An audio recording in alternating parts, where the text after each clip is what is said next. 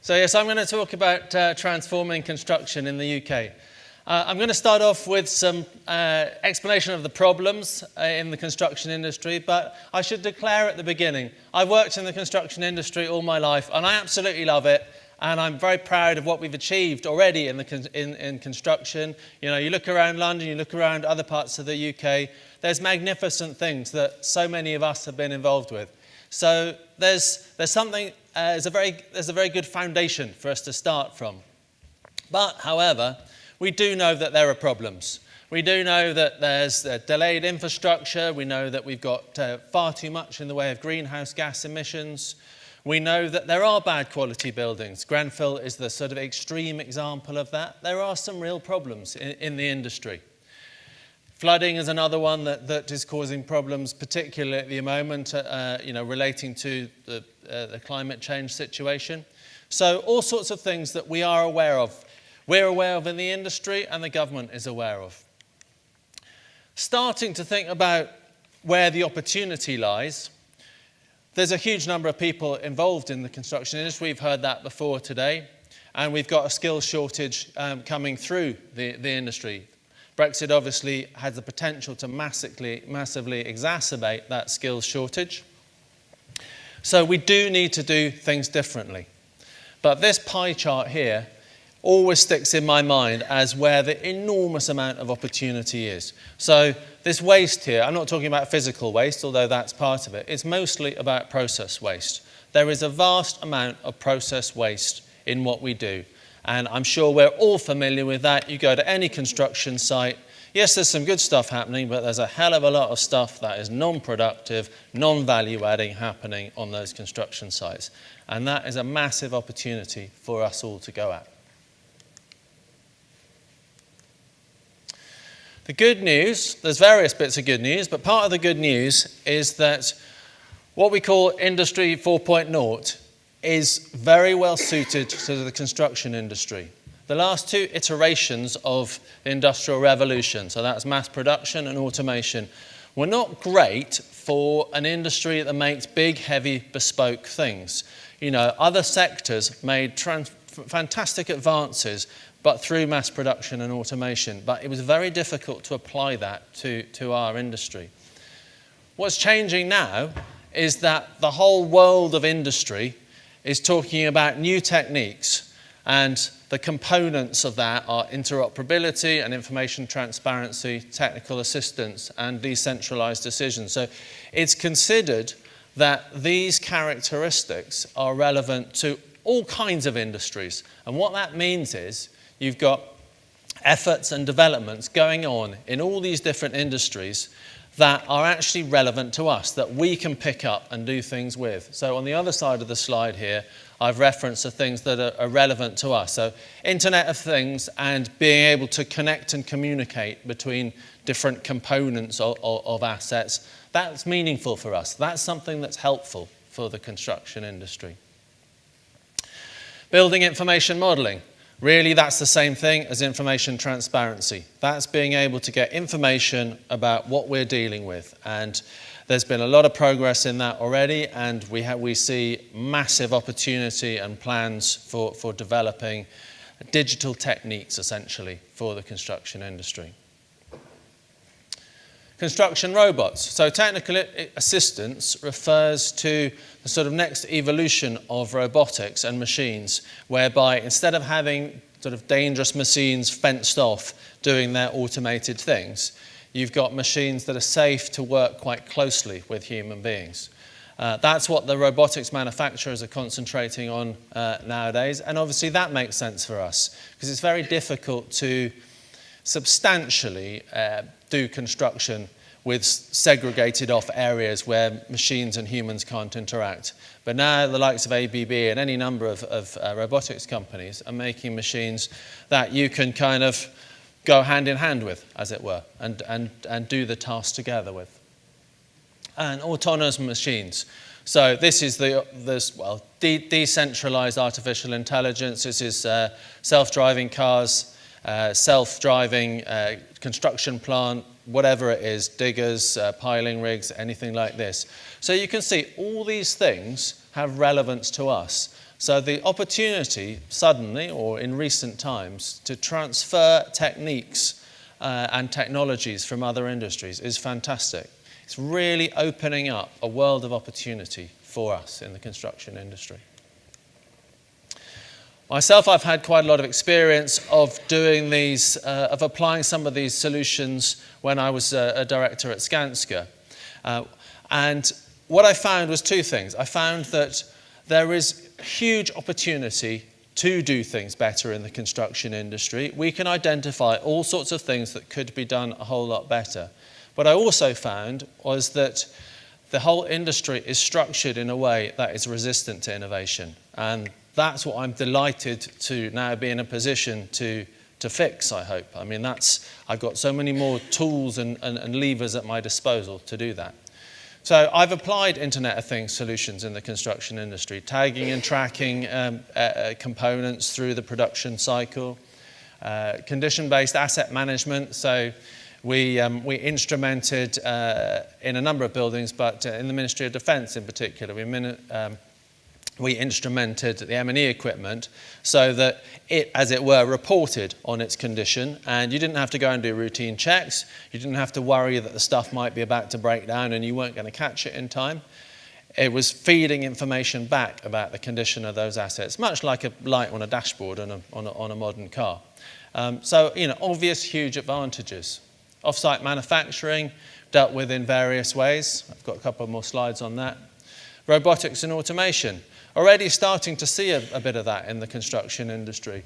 The picture, one of the pictures here is about a little robot that goes down a gas pipe, inspects it, and can fix some of the faults that it finds inside the gas pipe. Obviously, a huge advance on what might have gone before, which is digging up the pipe and replacing it or something. And data analytics and visualization. Huge amount that can be done by collecting data and analysing that data, and I see that as one of the fundamentals of progressing the industry. What is this speaking to? There we are. So, off-site manufacture. Investing in establishing fixed factories is definitely part of the equation. That's something that we will be encouraging. The government has published its sector deal for construction with a presumption for off-site starting in 5 weeks' time, 2019. So, that's coming down the line. That's what the government's going to be seeking to procure, an expectation that you're either going to be doing things off-site or you're going to need a damn good reason why you're not doing things off-site. And part of that is going to be to do with investing in fixed factories. But what a lot of contractors are resistant to, quite understandably, and certainly if they haven't got that surety of pipeline, that surety of demand, is investing in fixed assets that will sink a good amount of their capital. So what I particularly concentrated on when I was at Skanska was flying factories or pop-up factories. And that is applicable really across a wide spectrum of construction activities. I've got two examples. So this is for about 1,000 flats that we were involved in constructing next to Battersea Power Station. We made 540 of these utility cupboards in the factory, the pop-up factory that we set up. And we had to make about 300 and something of them on site. So we got some very accurate numbers to be able to compare what it was like doing them on site to what it was like doing in the factory, hence the figures here. And I was certainly expecting good results. These were better results than I expected to get. And I think it's absolute proof that this is a better way of doing things. What you find in the construction industry is so many people come up with excuses for why you can't do this. It's too early to discuss it, it's too late to discuss it, the design's not suitable for it, it's the wrong form of contract, any number of reasons. But if you actually bite the bullet and get on with it, the improvements are fantastic. And an interesting thing that came out of that is, because I wasn't sure how, we didn't know exactly how it was going to play out this. I talked to all the people that were involved in making these things in the factories, and they loved it. They were really happy working there. I was worried that, that people would feel that working in a factory environment didn't suit them because they like to be out in the fresh air, the wind and the rain, whatever it is. But no, this is a good working environment. This is a more attractive way of working for people coming into the industry, and I think for people in the industry. We've also made it work on completely different projects. A14 project, load of bridges involved in that. We got them redesigned for modular precast construction. We bought some tents, these sort of expandable tents here. We set up a production facility next to the A14, and again, huge benefits. So I think don't be frightened of off-site. We're driving for off-site. There's all sorts of reasons why we'd be wanting to go off-site, but there's different ways to skin that particular cat. So how does this all fit into what I'm doing now and the government's industrial strategy? Well, actually, this has been in the making for quite a few years. In 2013, the government and the Construction Leadership Council worked together to come up with what were regarded as feasible targets for the construction industry for 2025. So these are the targets that we arrived at. A third lower cost, 50% faster delivery. It does say overall time from inception to completion. Frankly, I think that what we have control over is time on site. I think it's, when you look at the likes of the third runway at Heathrow and so forth, when do you call inception? But, just to be clear about the terms of reference here, a lot faster in terms of delivery on site. Halving the carbon emissions, and actually that's probably not an ambitious enough target, and we can probably go further on that. And a 50% improvement in exports.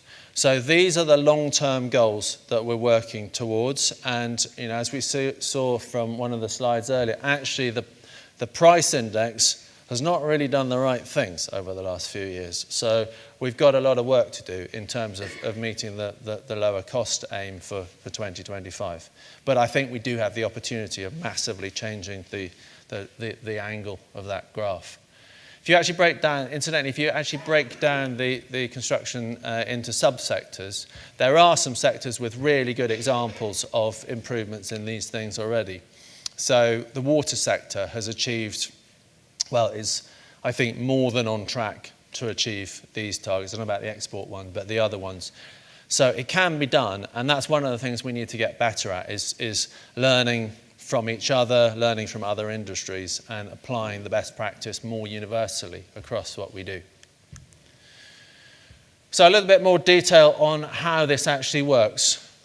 Really, it's about concentrating on the digital manufacturing approach, including off-site, and the whole life performance of assets.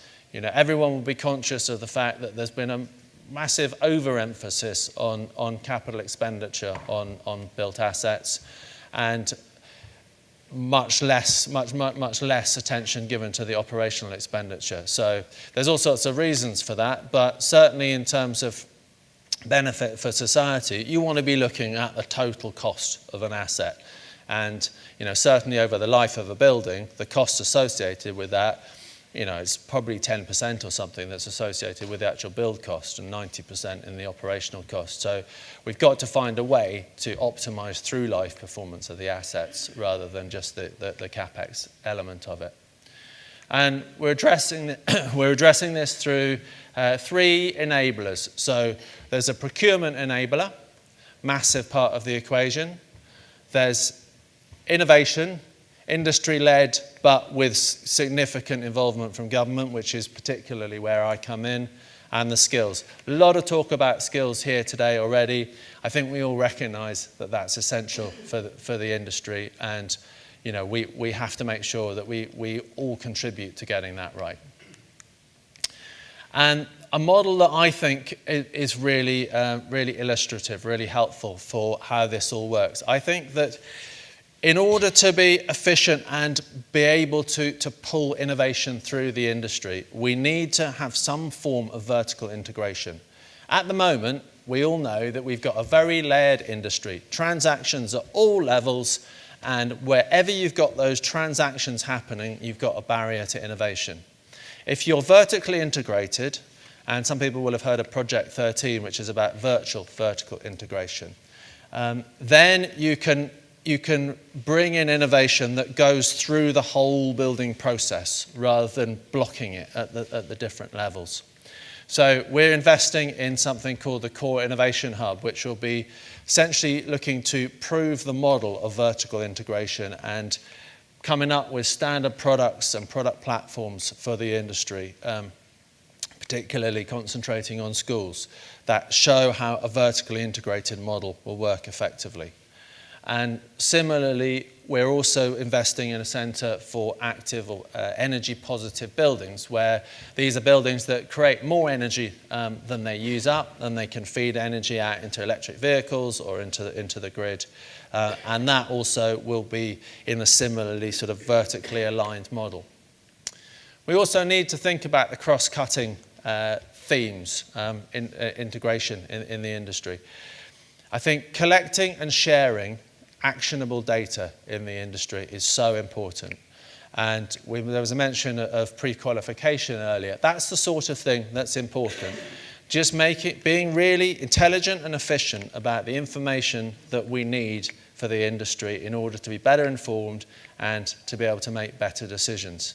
That will enable human beings to make better decisions, but it'll also, crucially, enable machines to help us make better decisions.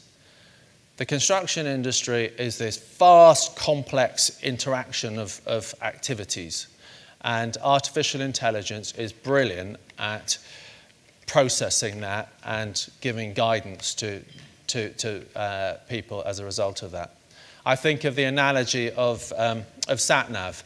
You know, sat-nav requires this phenomenally complex infrastructure to make it work. You've got satellites in the sky, you've got information databases, you've got processing of live information about traffic build-ups and so forth. But what's it for us? It's a little screen that says, turn right here, turn left here. Incredibly simple, incredibly effective. That's the sort of thing that I think is achievable for the construction industry if we put the right pieces in place. New skills, again, inevitably on this slide as well. So the government's published almost a year ago to this day the industrial strategy. 4 main grand challenges, they call it: clean growth, healthy ageing, future of mobility, and artificial intelligence are the grand challenges, the 4 pillars of the industrial strategy. And within that, you've got sector deals. So second one down in the green bit here is transforming construction.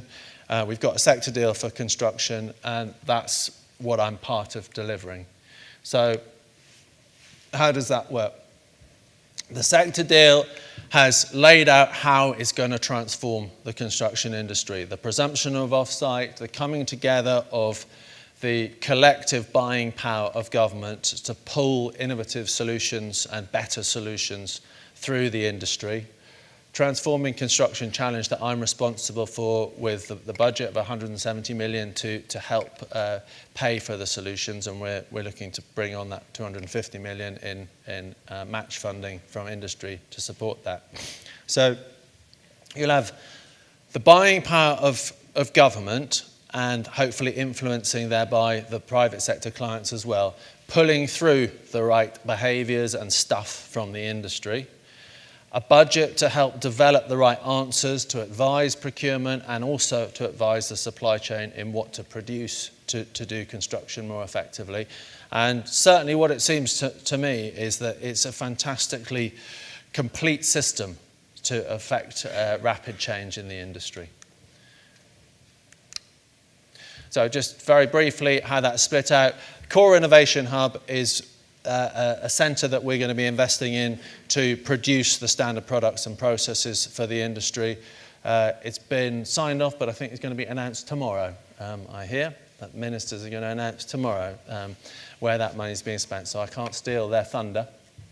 Active Building Centre will get 36 million, the energy positive buildings, and 59 million going towards R&D that helps solve all these things that I've been talking about. And part of my role is to make sure that whole pie chart is joined up. So the activities of the Active Building Centre and the Core Innovation Hub and the R&D projects are all kind of heading in the same direction and aligned.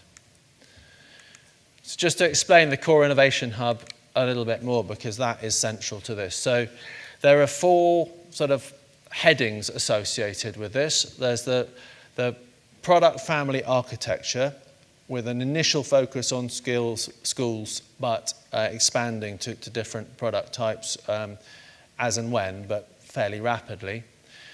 The standards and compliance around those, so making sure that that what we're producing in terms of the kit of parts, essentially, for buildings have been properly tested. There's digital standards and everything associated with them, and really making it easy for all kinds of organisations to supply into that, you know, to be part of the system that produces those things. Having the information management framework in place so everybody's got access to information about what needs to be produced, and addressing the security issues, particularly when it's to do with public sector assets. So that's joined up with government. That's what I was explaining about the government procurement pull. And that's joined up with industry, or will be joined up. And we've certainly got a lot of buy-in and support from industry in terms of this approach.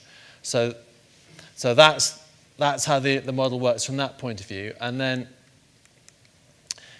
it's also about this physical asset and this digital twin concept. So both producing the kit of parts for standard building, schools and the like, but also the digital twin, which describes digitally how that thing is going to function, and also I think how that asset is going to be created, digitally modelled all the way through. And what that enables is that you get surety about the whole life performance improvement of the asset. And what this produces is going to be economic benefit for the country, and I suppose certainly of particular relevance to people in this room, economic benefit for businesses in the construction industry. You know, this is all part, obviously, of solving the problems with low margins and unstable business models that we experience in the construction industry. Absolutely social benefits, better value, better quality from the built assets of the country, and the ability also to propagate that more widely in the world. And then the environmental benefits, the less emissions and so forth associated with these things.